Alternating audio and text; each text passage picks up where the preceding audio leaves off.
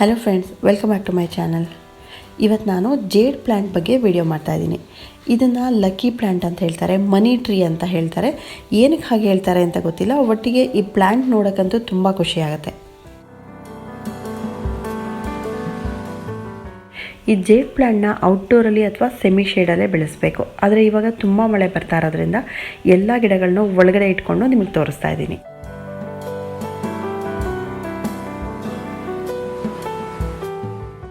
ಈ jade plant succulent ಥರನೇ ಎಲೆಗಳು ನೋಡಿ ದಪ್ಪ ಇರುತ್ತೆ.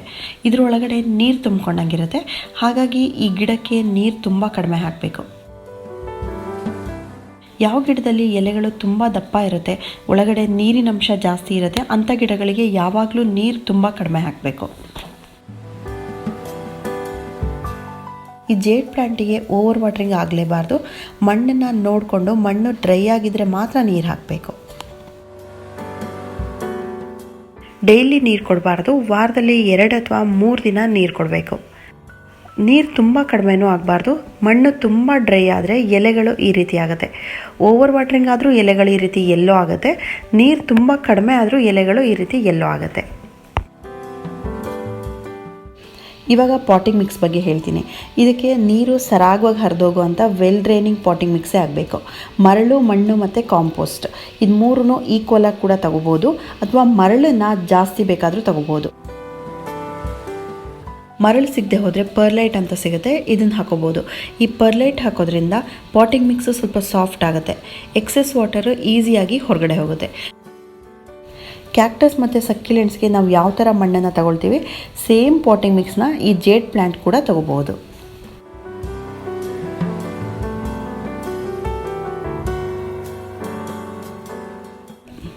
ಈ ಗಿಡನ ಇಂಡೋರಲ್ಲಿ ಇಡ್ಬೋದಾ ಅಂತ ತುಂಬ ಜನ ಕೇಳ್ತಾರೆ. ಇಡಬಹುದು, ಆದರೆ ಜಾಸ್ತಿ ದಿನ ಇಡೋ ಹಾಗಿಲ್ಲ. ಈ ಗಿಡ ನೋಡೋಕ್ಕೆ ತುಂಬ ಚೆನ್ನಾಗಿರೋದ್ರಿಂದ ಗೆಸ್ಟ್ ಬಂದಾಗ ಅಥವಾ ಏನಾದರೂ ಮನೆಯಲ್ಲಿ ಫಂಕ್ಷನ್ ಇದ್ದಾಗ 3-4 ದಿನ ಇಂಡೋರಲ್ಲಿ ಇಟ್ಬಿಟ್ಟು ಆಮೇಲೆ ಹೊರಗಡೆ ಇಡಬೇಕು. ಯಾವಾಗಲೂ ಇಂಡೋರಲ್ಲಿ ಇಡಬಾರ್ದು. ಈ ಗಿಡಕ್ಕೆ ಸಕ್ಯುಲೆಂಟ್ ಥರನೇ ಬಿಸಿಲಿರಬೇಕು. ಇಡೀ ದಿನ ಬಿಸಿಲಲ್ಲಿ ಇಡಬಾರ್ದು. ಇಡೀ ದಿನ ಬಿಸಿಲಲ್ಲಿಟ್ಟರೆ ಏನಾಗುತ್ತೆ, ಎಲೆಗಳು ಎಲ್ಲೋ ಆಗುತ್ತೆ, ಗಿಡಕ್ಕೇನು ತೊಂದರೆ ಆಗಲ್ಲ. ಬೆಸ್ಟ್ ಅಂದರೆ ಅರ್ಧ ದಿನ ನೆರಳು, ಅರ್ಧ ದಿನ ಬಿಸಿಲು ಬೀಳೋ ಅಂಥ ಜಾಗದಲ್ಲಿಟ್ಟರೆ ಎಲೆಗಳು ಗ್ರೀನಾಗಿ ಚೆನ್ನಾಗೇ ಇರುತ್ತೆ.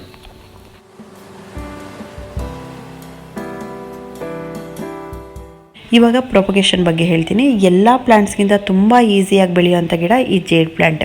ಒಂದು ಗಿಡ ಇದ್ದರೆ ಸಾಕು, ಅದರಲ್ಲೇ ನಾವೊಂದು 10 ಗಿಡನ ಮಾಡ್ಕೋಬೋದು. ಗಿಡದಲ್ಲಿ ಯಾವುದೇ ಸೈಡಲ್ಲಿ ನೀವು ಒಂದು ಸಣ್ಣ ಕಟ್ಟಿಂಗ್ ತಗೊಂಡ್ರು ಸಾಕು. ಇವಾಗ ನಾನು ತೋರಿಸ್ತಾ ಇದ್ದೀನಲ್ಲ, ಇಷ್ಟು ಚಿಕ್ಕ ಕಟ್ಟಿಂಗಲ್ಲಿ ಕೂಡ ನಾವು ಗಿಡನ ಬೆಳೆಸ್ಬೋದು. ಇವಾಗ ಈ ಟ್ರೇನಲ್ಲಿ ನೀವು ನೋಡ್ತಾ ಇದ್ದೀರಲ್ಲ, ಇದನ್ನು ನಾನು ಲಾಸ್ಟ್ ಮಂತು ಪ್ರೊಪಗೇಷನ್ಗೆ ಹಾಕಿದ್ದು. ಇವಾಗ ತೋರಿಸಿದ್ನಲ್ಲ ಅಷ್ಟೇ ಚಿಕ್ಕ ಕಟ್ಟಿಂಗ್ನ ನಾನು ಹಾಕಿರೋದು. ಕಟ್ಟಿಂಗ್ನ ಹೇಗೆ ಹಾಕೋದು ಅಂತ ತೋರಿಸ್ತೀನಿ. ಇವಾಗ ಕೆಳಗಡೆ ಬಾಟಮಲ್ಲಿರೋ ಎಲೆಗಳನ್ನ ತೆಗೆದುಬಿಡಬೇಕು. ಮೇಲ್ಗಡೆ 1-2 ಎಲೆಗಳಿದ್ದರೆ ಸಾಕು. ಅದನ್ನು ಬರೀ ಕೋಕೋಪೀಟಲ್ಲಿ ನೆಟ್ಟರೆ ಸಾಕು. ನಾನು ಈ ಟ್ರೇನಲ್ಲಿ 1 ಇಂಚಷ್ಟು ಕೋಕೋಪೀಟ್ನ ಹಾಕಿಬಿಟ್ಟು ಯಾವ್ಯಾವ ಗಿಡನ ಎಲೆಯಿಂದ ಬೆಳೀಬಹುದು ಅದನ್ನೆಲ್ಲ ನಾನು ಈ ರೀತಿಯೇ ಪ್ರೊಪಗೇಷನ್ ಮಾಡೋದು.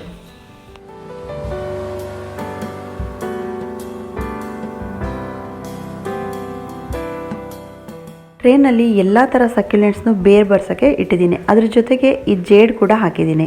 ಚೆನ್ನಾಗಿ ರೂಟ್ಸ್ ಕೊಡೋವರೆಗೆ ಈ ಕೋಕೋಪೀಟಲ್ಲೇ ಇರುತ್ತೆ. ಆಮೇಲೆ ತೆಗೆದ್ಬಿಟ್ಟು ನಾನು ಪಾಟಿಗೆ ಶಿಫ್ಟ್ ಮಾಡ್ತೀನಿ. ಈ ಟ್ರೇನಲ್ಲಿ ಕೋಕೋಪೀಟ್ ಬಿಟ್ಟರೆ ನಾನು ಏನೂ ಹಾಕಿಲ್ಲ. ನೀರು ಕೂಡ ಅಷ್ಟೇ. ಈ ಟ್ರೇಗೆ ವಾರದಲ್ಲಿ 1 ದಿನ ಮಾತ್ರ ಚಿಮುಕಿಸ್ಬೇಕು. ಜಾಸ್ತಿ ಹಾಕಿದರೆ ಈ ಎಲೆಗಳು ಮತ್ತು ಜೇಡ್ ಪ್ಲ್ಯಾಂಟ್ ಎಲ್ಲ ಕೊಳ್ತೋಗುತ್ತೆ. ಸ್ವಲ್ಪ ಉದ್ದ ಕಟ್ಟಿಂಗ್ ತೊಗೊಂಡ್ರೆ ಗಿಡ ಸ್ವಲ್ಪ ಬೇಗ ಬೆಳೆಯುತ್ತೆ. ಇವಾಗ ನಾನು ತೋರಿಸ್ತಾ ಇದ್ದೀನಲ್ಲ, ಇಷ್ಟುದ್ದ ಕಟ್ಟಿಂಗ್ ತೊಗೊಂಡ್ರು ಕೂಡ ಕೆಳಗಡೆ ಎಲೆನೆಲ್ಲ ತೆಗೆದ್ಬಿಟ್ಟು ಮೇಲ್ಗಡೆ ಕಾಣಿಸ್ತಾ ಇದೆಯಲ್ಲ ಅದಷ್ಟು ಎಲೆಗಳನ್ನ ಮಾತ್ರ ಬಿಟ್ಬಿಟ್ಟು ನೆಡಬೇಕು. ಈ ಜೇಡ್ ಪ್ಲ್ಯಾಂಟ್ನ ಮರಳು ಮತ್ತು ಕೋಕೋಪೀಟ್ ಎರಡರಲ್ಲೂ ಪ್ರೊಪಗೇಷನ್ ಮಾಡ್ಬೋದು. ಇವಾಗ ನಾನು ಹೇಗೆ ಕೋಕೋಪೀಟಲ್ಲಿ ತೋರಿಸ್ತಾ ಇದ್ದೀನಿ ಅದೇ ರೀತಿ ಮರಳಲ್ಲಿ ಕೂಡ ಮಾಡ್ಬೋದು. ಆದರೆ ನೀರನ್ನು ಮರಳು ಪೂರ್ತಿ ಡ್ರೈ ಆದಮೇಲೆ ಹಾಕಬೇಕು.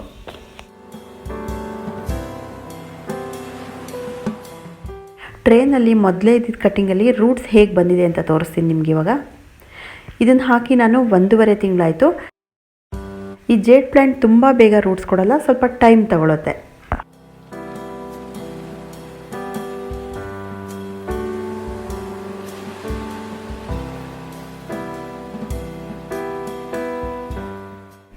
ಈ ಗಿಡದ ಸೈಜ್ ನೋಡ್ತಾ ಇದ್ದೀರಲ್ಲ, ತುಂಬ ಚಿಕ್ಕ ಗಿಡ ಇದು.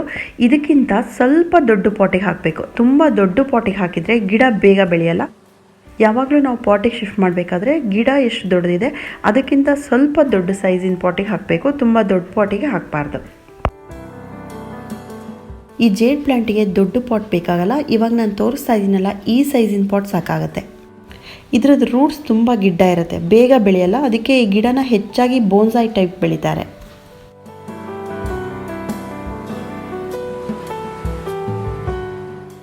ಈ ಜೇಡ್ ಪ್ಲಾಂಟಲ್ಲಿ ತುಂಬ ಇಂಪಾರ್ಟೆಂಟ್ ಇರೋದು ಪ್ರೂನಿಂಗ್. ಪ್ರೂನಿಂಗ್ ಅಂದರೆ ತುಂಬ ಉದ್ದ ಬೆಳೀತಾ ಇರೋ ಬ್ರ್ಯಾಂಚಸ್ನ ಕಟ್ ಮಾಡಿಬಿಟ್ಟು ಗಿಡಕ್ಕೊಂದು ಶೇಪ್ ಕೊಡೋದು. ನನ್ನ ಚಾನಲ್ನಲ್ಲಿ ನಾನು ಯಾವಾಗಲೂ ಪ್ರೂನಿಂಗ್ ಬಗ್ಗೆ ಹೇಳ್ತಾನೆ ಇರ್ತೀನಿ. ಪ್ರೂನಿಂಗ್ ಮಾಡೋದ್ರಿಂದ ಗಿಡಕ್ಕೊಂದು ಒಳ್ಳೆ ಶೇಪ್ ಬರುತ್ತೆ, ಗಿಡನೂ ಚೆನ್ನಾಗಿ ಕಾಣಿಸುತ್ತೆ ನೋಡೋಕ್ಕೆ ಅಂತ.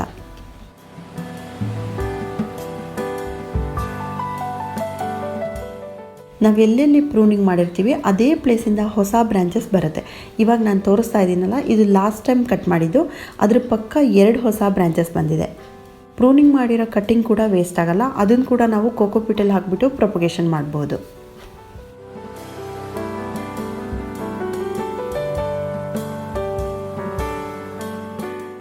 ಇನ್ನೊಂದು ಸೈಡಲ್ಲಿ ತೋರಿಸ್ತಾ ಇದ್ದೀನಲ್ಲ, ಇದು ಕೂಡ ಅಷ್ಟೇ. ಇದ್ರ ಸುತ್ತ ಎಷ್ಟು ಚಿಕ್ಕ ಚಿಕ್ಕ ಹೊಸ ಬ್ರಾಂಚಸ್ ಕಾಣಿಸ್ತಾ ಇದೆ ಅಲ್ವಾ. ನಾವು ಪ್ರೂನಿಂಗ್ ಮಾಡ್ತಾ ಇದ್ದಂಗೆ ಗಿಡನೂ ದಪ್ಪ ಆಗುತ್ತೆ, ಗಿಡದ್ದು ಸ್ಟೆಮ್ಮು ದಪ್ಪ ಆಗ್ತಾ ಬರುತ್ತೆ. ಈ ಜೇಡ್ ಪ್ಲ್ಯಾಂಟಲ್ಲಿ ಎಷ್ಟು ದಪ್ಪ ಸ್ಟೆಮ್ ಬರೋಕ್ಕೆ ಒಂದೇ ಸಲಕ್ಕಾಗಲ್ಲ, ಟೈಮ್ ತಗೊಳುತ್ತೆ.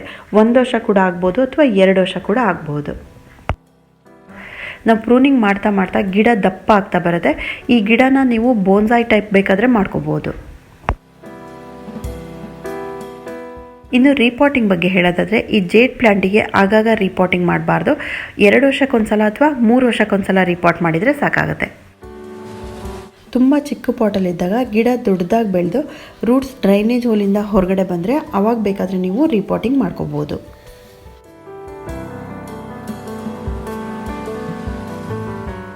ಇನ್ನು ಫರ್ಟಿಲೈಸರ್ ಬಗ್ಗೆ ಹೇಳೋದಾದರೆ, ಇದಕ್ಕೆ ತುಂಬ ಕಡಿಮೆ ಫರ್ಟಿಲೈಸರ್ ಹಾಕಬೇಕು.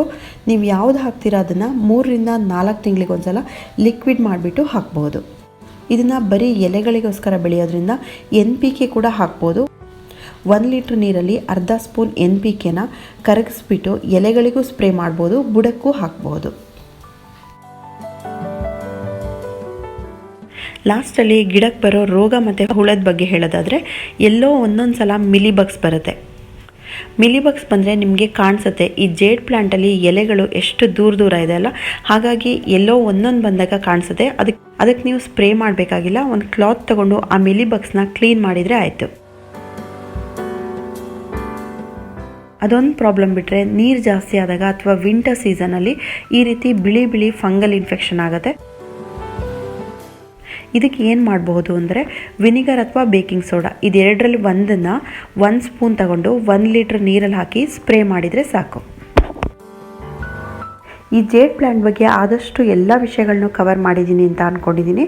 ಈ ವಿಡಿಯೋ ನಿಮಗೆ ಇಷ್ಟ ಆಗಿದೆ ಪ್ಲೀಸ್ ನನ್ನ ಚಾನಲ್ನ ಸಬ್ಸ್ಕ್ರೈಬ್ ಮಾಡಿ ಅಂತ ಹೇಳ್ತಾ ಈ ವಿಡಿಯೋ ಎಂಡ್ ಮಾಡ್ತಾ ಇದ್ದೀನಿ.